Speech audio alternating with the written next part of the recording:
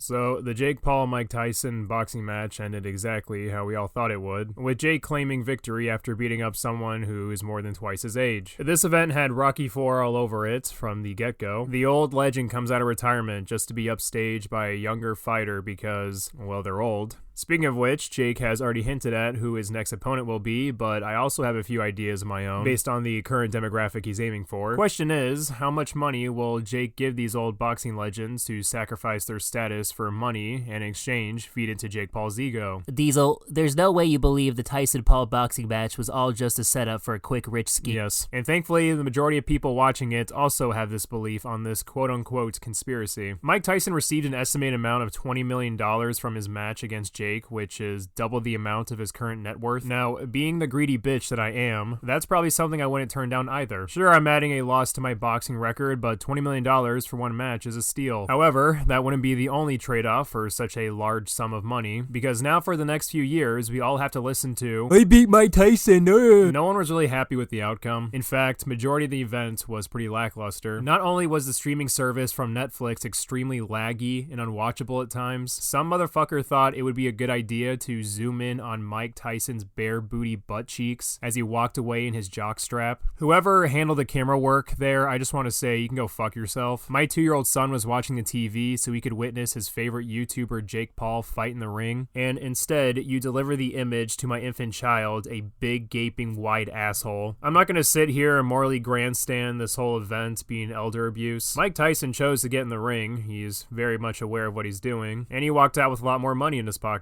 But that didn't make the fight any less difficult to watch. It's just watching a dude you have high regard for because of his monstrous legacy getting danced around by a human tampon. I guess good for Mike Tyson to make it through all 8 rounds. He did better than I thought, but really what we were witnessing was two guys kind of dancing around. Jake Paul threw a couple of punches, Mike Tyson didn't throw as many, but when he did, it was a little satisfying. Even though I'm one of those people who believes all this shit was kind of rigged from the start, you know, both contestants knowing that Jake Paul will come out of this winning, a little bit of copium in me was just waiting for Tyson to knock this little fucker out. However, I will say we did get a little bit of a taste of that before the actual boxing match when Tyson slapped Jake Paul across the face for running up to him like a goddamn chimpanzee and apparently stepping on Tyson's foot. Did Jake fall over and cry after being slapped by Mike Tyson? No. I mean, it would have been funny, but it didn't happen. Instead, Jake uses this opportunity to act like a cartoon villain. I'm f***ing him up, Ariel!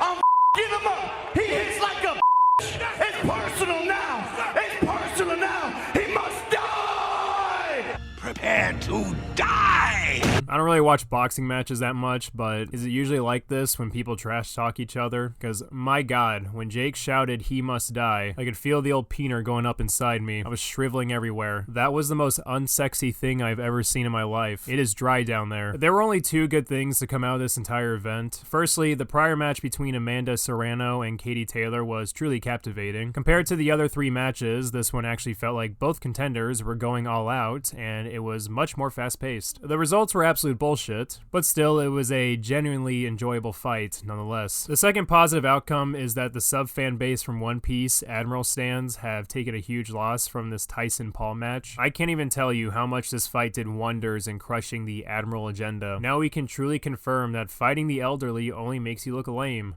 And these guys are bums. In conclusion, this event was laggy as fuck, Jake Paul is still obnoxious, and my son witnessed big brown beefcakes.